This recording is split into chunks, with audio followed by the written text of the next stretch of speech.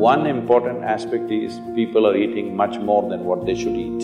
Between one meal and the next meal, there must be an 8-hour space. Whatever you have health problems, minimum 50% will go away in 6 weeks' time.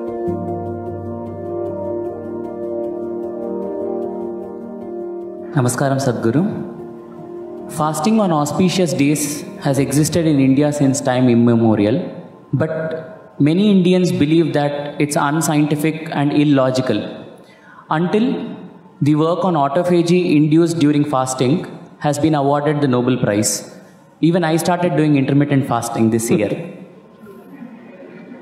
So why are such beneficial ancient practices being labeled orthodox and then immediately implemented once there is a Western approval?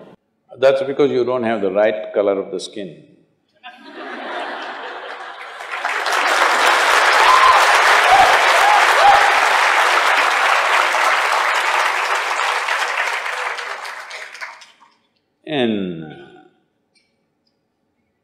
I've been talking about this for 40 years, all right? And I have seen hundreds and thousands of people who just become healthy and well simply because they're not fueling up all the time when the tank is filling.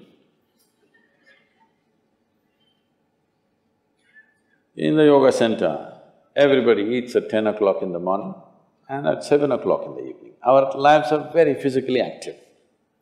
There are no automobiles inside the ashram, it's a large place. Everybody either walks or cycles.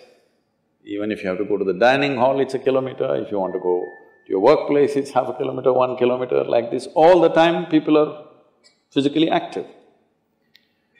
So everybody is very hungry. By the time it's 3:30, 4 o'clock in the evening, they're extremely hungry.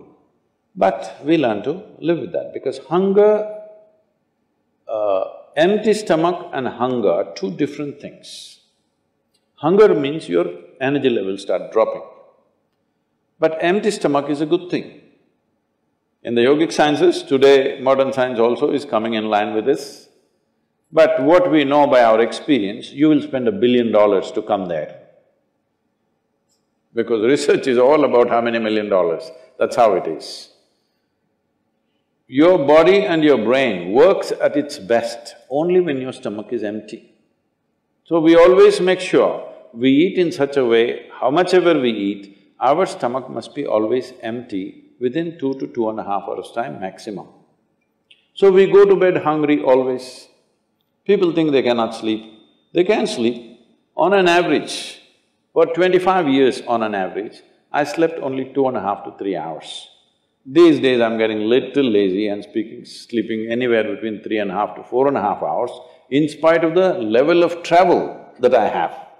When I say level of travel, if I say my level of travel in the next few days, you will fall off your chair. Yes? Should I tell you? No, not necessarily. Because in the next 10 days, I'm in 5 different countries doing I don't know how many events, all kinds of events. So, you're able to keep this up simply because you don't overeat. It's very, very important. Everybody eats 2 meals. I generally eat only 1 meal, 4:35 in the evening, because I don't like to sit in front of the plate and worry about how much to eat. I like to eat well. So, 4:35 in the evening, if I eat a meal, it's only next day. Is this enough? Am I looking okay? Hello? I'm not looking like your patient, isn't it? I'm not going to come to you because any correction and purification that needs to happen in the body, your stomach needs to be empty. It's very, very important. Otherwise, the purification on the cellular level will not happen. You pile up things and then you have all kinds of problems. The first thing is inertia in the body. Inertia means there are many levels of inertia. If you don't notice all that, the amount of sleep that you have is inertia. All of you have come here to live or… Hello? To live, right? Not here, I'm saying into this life. You want to live or… The intention of life is to live, isn't it? But because you talked about American doctors, this is all being picked up here also. All American doctors say minimum 7 to 8 hours you must sleep. So that means 1/3 of your life you must sleep. Another 2-3 hours, 4 hours goes in bath, toilet, eating, this, you know. So literally 50% of your life is just maintenance. Suppose you have a vehicle, you have a motorcycle or a car, if it goes to service 1 day in a month, all right to keep it. If it goes to service 15 days in a month, this is a nuisance, isn't it so? Most people have made their systems into a nuisance because their own body is a big impediment in their life. Anything they want to do, their body will not allow them to do. So in this there are many aspects. One important aspect is people are eating much more than what they should eat. Simply because they have been told, you must eat more, otherwise you will become weak, this, that. No, it is the way you keep your body. Today everybody is trying to work towards a fuel-efficient car, motorcycle, everything. This means what? If the machine runs smoothly, it'll consume less fuel, isn't it? So if you sit here and you are very much at ease, now it'll consume less fuel. If you like this all the time, then it'll consume more fuel, it'll want you to eat. Compulsiveness will come about this. So, this new name, intermittent eating you should see, in United States, people come to our programs will run 10 hours, 12 hours. So, but they will come with some biscuit and something else. They say, I have sugar intolerance, I have to eat. I tell them, you just be here, you're not going to die, I'll ensure, because I don't want anybody dead on my hands, all right? I'll make sure. You first day, no, I have to eat. By third day, they gave up all that. 12 hours without food they sat there, they're perfectly fine.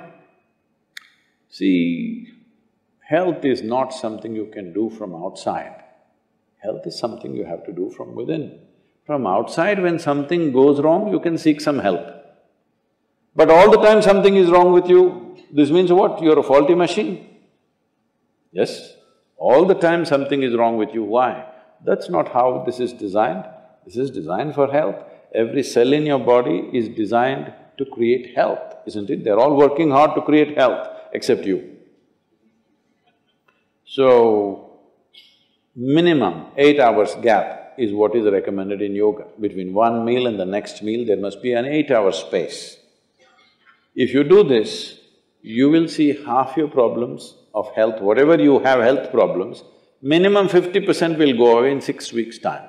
If you do certain other things which may right now seem little extreme to you, if you have a little yogic practice, something meditative within you, then you will see 90% of your problem will go off. 10% if it still persists, we can treat it.